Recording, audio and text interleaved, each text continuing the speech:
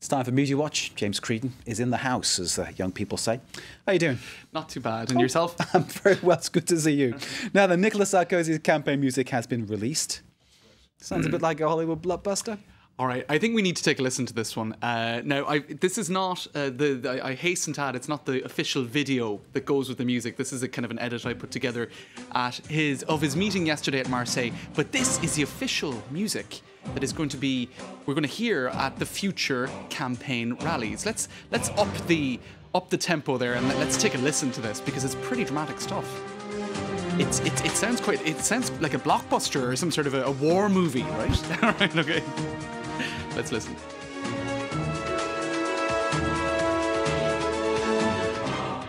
Okay. What does it sound like, James? All right. Well, you know, I'm not the only one to have said this, right? I'm not. I'm offloading responsibility for this particular observation.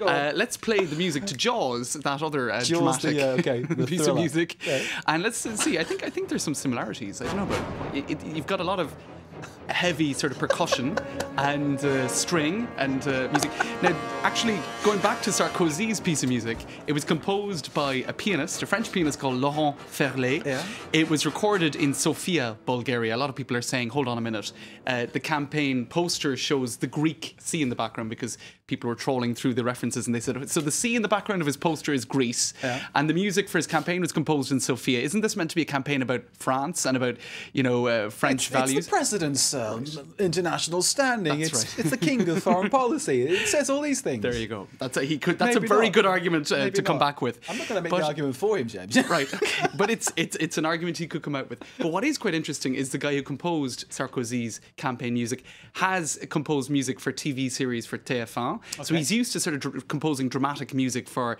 big TV moments. He's also composed the music for lots of animal documentaries. This is true. Yeti, The Cries of a Snowman, and Ham, a chimpanzee in space. So I'm not sure if that's Nicolas Sarkozy, kind Yeti of a lure. The Snowman. Right. It could be good. It could be good. There you go. In any case, he's done a pretty good job at creating very, I suppose, atypical political music. Let's take a listen briefly to what François Hollande has come up with. Okay, this is the big socialist rival. That's right. Very, very different. Okay. It's not the same style of music at all. It's much more positive, much more upbeat. And the little, I suppose, rally cry is Le changement, c'est maintenant. Change is now. And there was even a little hand movement that went with it earlier. So you can see that that's a very different tone that they're putting out. Let's have a listen. It's a much more hopeful, chirpy music. Right.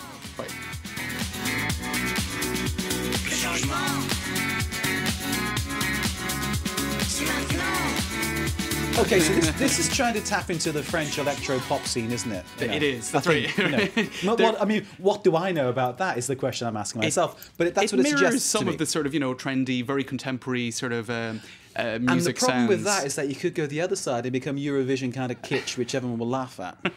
Which, it's been kitscher in the past, but certainly what we can say about the campaign music today is Nicolas Sarkozy's effort is extremely untypical. This is it's serious, the first example in any country. A guy, right? That's what it's about. And of course, it's also meant to mirror the fact that he is posing as the captain of a ship steering us through to mirror the fact that he's a shark. No, it's not. No. So that was the Jaws joke. Maybe who knows? It's just a joke. Right.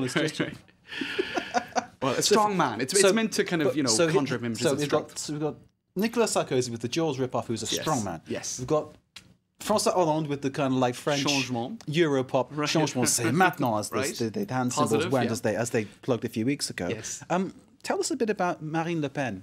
All right. Well, now this isn't her official. The French National Front. That's right. A far right lady. This isn't her official campaign music, but she was asked to give her response to Nicolas Sarkozy's first big campaign rally, which took place yesterday in Marseille. Now, here's what she had to say or sing.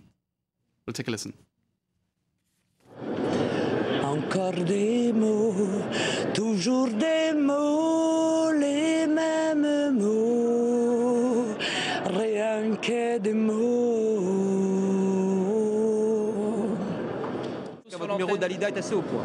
Dit, les merci à vous. I think she could make, as my grandma would have said, a good alehouse singer.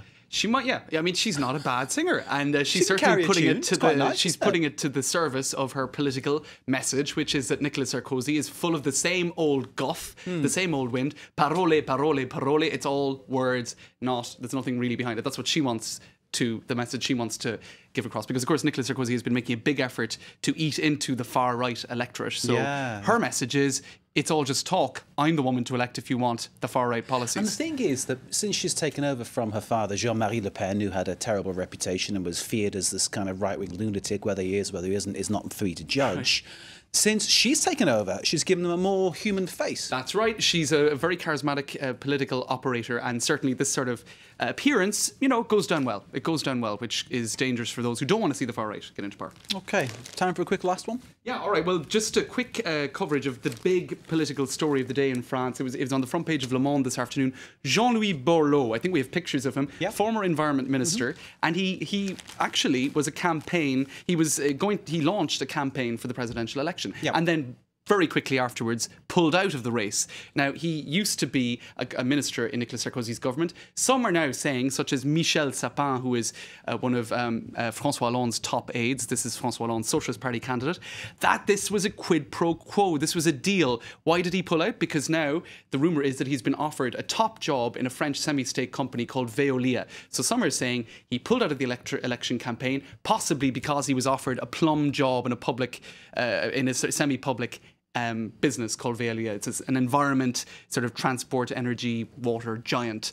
Now, it's worth pointing out that some in the media are saying that there's nothing unusual about this sort of an appointment. There have been 15 to 20 nominations like this by Sarkozy in the past 5 years. And it's not just Sarkozy, it's actually a tradition of the Fifth Republic that the president I'm sure there's nothing unusual in it at all, and that's why people like my grandmother again would say, they're only in it for themselves. There you go. There you go. That's Thanks, what Mark. people say. If you don't like it, people out there, stop appointing your friends to jobs.